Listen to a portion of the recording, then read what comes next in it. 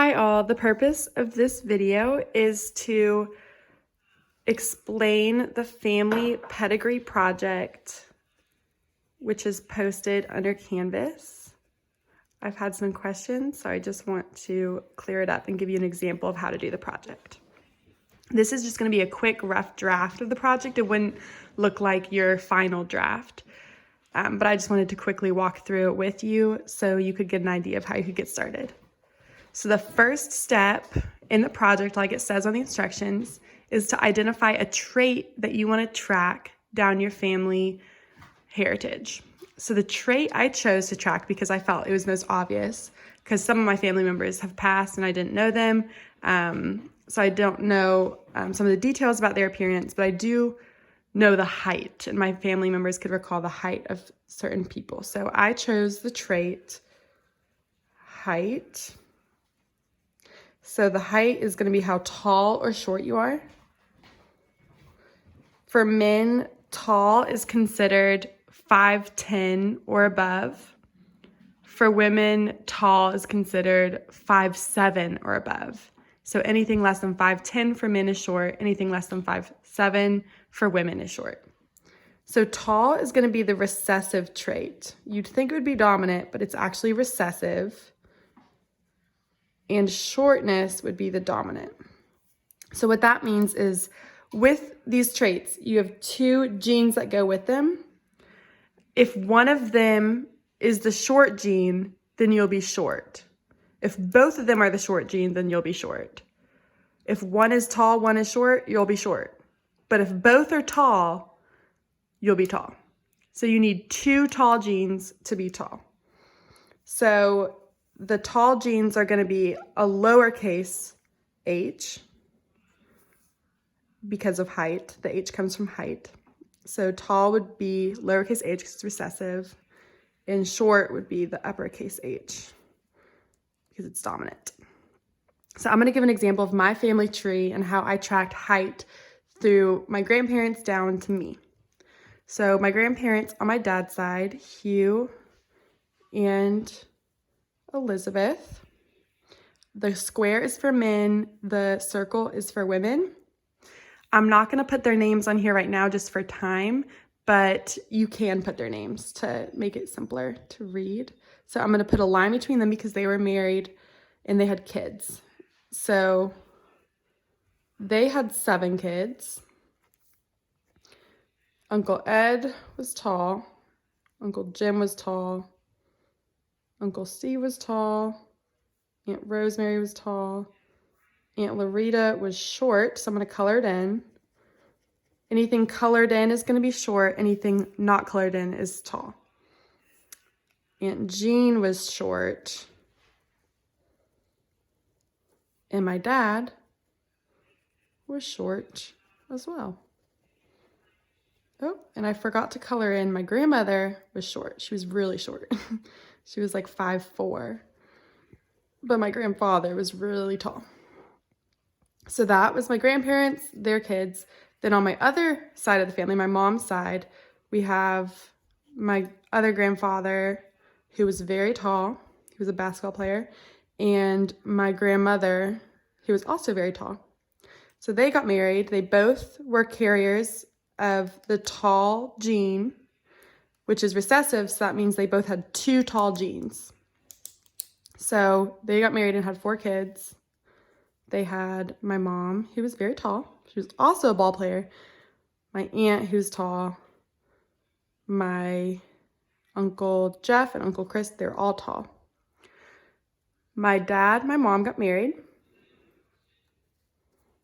They had 3 kids. My sister, me, my brother.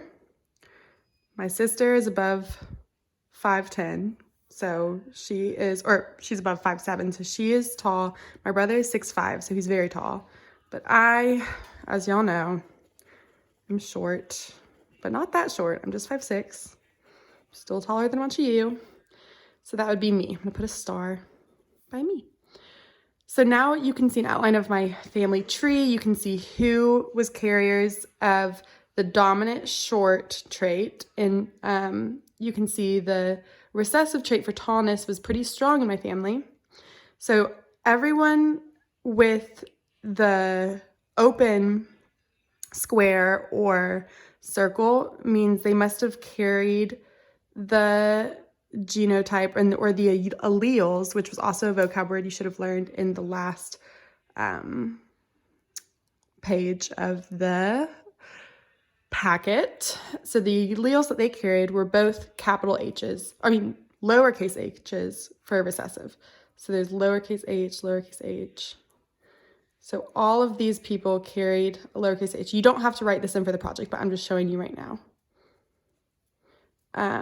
But my dad, who was short, must have carried at least one uppercase H, but from my grandfather probably also carried a lowercase h.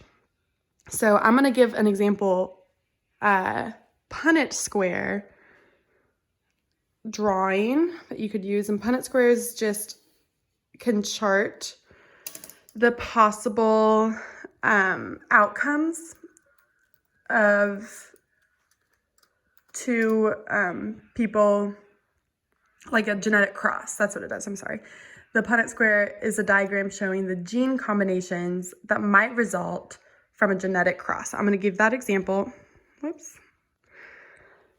You can choose like any married couple or any couple with kids in your family pedigree.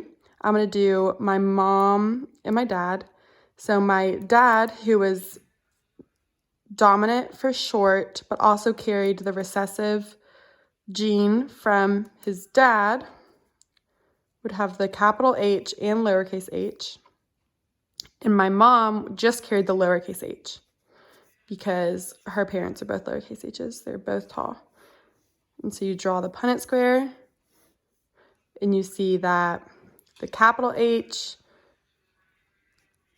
and the lowercase h, capital H, lowercase h, lowercase h, lowercase h, lowercase h, lowercase h. So for my dad and my mom, 50% of the kids would be short because they contain that capital H, the dominant trait for height, which is shortness. But then 50% of them would be tall because they would both be carriers of the recessive trait for tallness, which you can see is true, as in two of my siblings are tall, one of them is short. And if they would have had another kid, they might have been short as well. So it would have really been 50-50. I hope that makes sense. I'll do one more Punnett square on this side to show you. I'll do one from my mom's my mom's dad, my mom's mom. So they're both lowercase h. So when you do it, it's pretty easy because the only possible combinations would all be lowercase. So they would all be tall. So 100% of their kids would have to be tall. And if one was short, that would mean they weren't biologically coming from their parents. Because of the genes and the possible combinations, it only makes sense for them to be tall. So I hope that cleared up any questions on how to get started on this project. This, again, would just be a rough draft. The final draft would be on a bigger piece of paper if possible, or it would just be neater with names and better labels than what I did here. The Punnett squares also can be on the front if there's room or on the back side.